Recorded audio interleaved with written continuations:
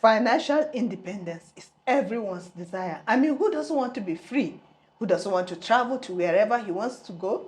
Who doesn't want to eat what he wants to be? Who doesn't want to sleep in the best of all hotels? Well, these things are possible if only you have a plan. In our video for today, we are going to be looking at steps to getting financial independence. Now, the first step in getting to where you want to be, in getting to be who you want to be, is for you to budget and track your expenses. Yes, how do you go about tracking your expenses or budgeting your money? Well, you first of all allocate money. A budget is a plan for your money. So you see, you need to allocate your money to everything you're going to do. What are those things that you want to do or you desire to do or you hope to do in future? Well, things like paying rent, yes. Things like paying for your wedding pictures, yes. Things like keeping money aside for visitation to hospital because you are expecting a baby, Things like school fees. So you see, you need to allocate all your money to one thing or the other in order to help you so that you will be able to track your expenses and you will know how much money comes to you, how much money you are spending, and how much money is going out, and how much you'll be able to save towards your other. The second step towards your financial independence is for you to cut down your expenses. Yes, what are those expenses you need to cut down? Well, there are so many of them, but we'll look at three. And the first one is going to be your housing. Yes, your accommodation. I mean, where are you living now, or where do you plan to live in future? You see, housing is the most expensive thing that will happen to you in your lifetime. Yes, I mean, some people's housing can cost as high as 60% of their income. So you see, if your housing is 60%, then you know that you are way out of the reach. Your housing should not be more than 30 to 35% of your total income. So you see, you need to cut down on your housing if you are going to have a quick financial freedom, or if you're going to have a financial independence that will help you to retire early.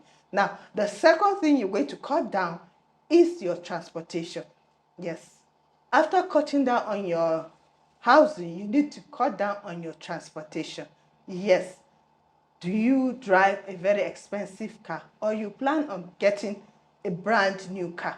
You see, if you are going to be financially independent, you need to know the type of car you're going to buy.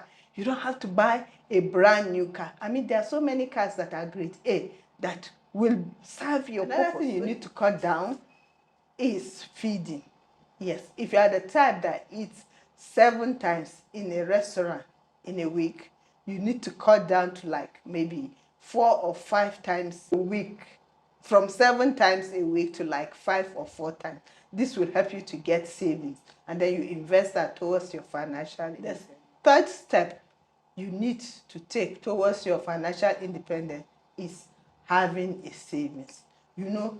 Saving money is very important, right? I mean, if you don't have a savings, what is going to happen when the times that you need money comes? So you see, you need to save for emergency. What is an emergency? An emergency is any occurrence that comes upon you suddenly without telling you that I'm coming. Such things like accident. We're not hoping, we're not praying for an accident, but accidents do occur, right? Maybe you can have a leaking roof. Yes, you can have a bathtub that will just get broken, or even your car. The tire from your car might just burst and you need a change. So you see, such an emergency, they don't tell you that they are coming, although sometimes they might show you a sign that they are on their way. But then you need to save for emergency so that when such emergency comes, you will have money on ground. An emergency saving fund is your 3 to 6 month living expenses that you save towards such an occasion. So you see, you need an emergency savings fund. Yes, another saving that you need is for your retirement. Yes, you're not going to be young forever. There will be a time that you cannot be able to work. Yes, you cannot be able to go out as often as you want. You cannot be able to travel as often as you want. But you see, if you have a pension, if you have an income that is coming to you every month, that serves as your retirement income, you will have a relief when such a time comes. So you see, you need to be saving 20 to 30% of your monthly income towards your retirement so that you invest such. Another saving you need is savings for your special project. What are those special projects that you have presently or you are planning on having in future? Well, such special projects might include going back to school. Yes, it might include wedding. Weddings are expensive and you need to save if you're going to marry one day. You see, you need to save towards having a baby. Such a special project, you need to save towards owning a house.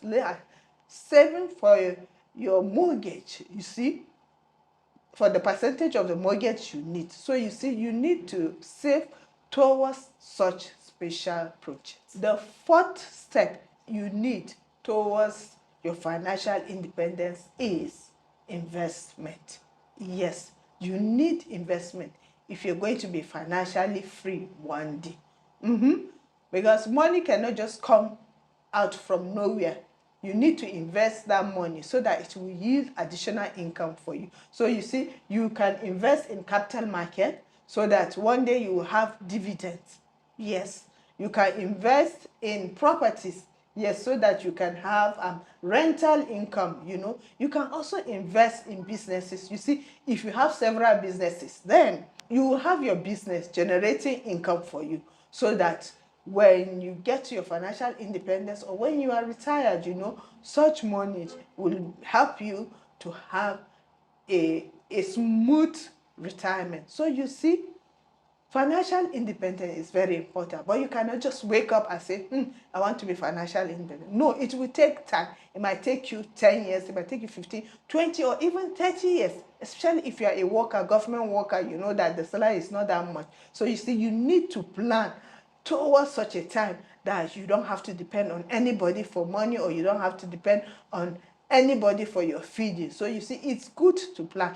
And the earlier you start your planning, the better it will help you and the faster you get your financial. So until I come your way, please like and subscribe to my Life Plan Tips channel where I talk about creating wealth online on your way to your financial freedom.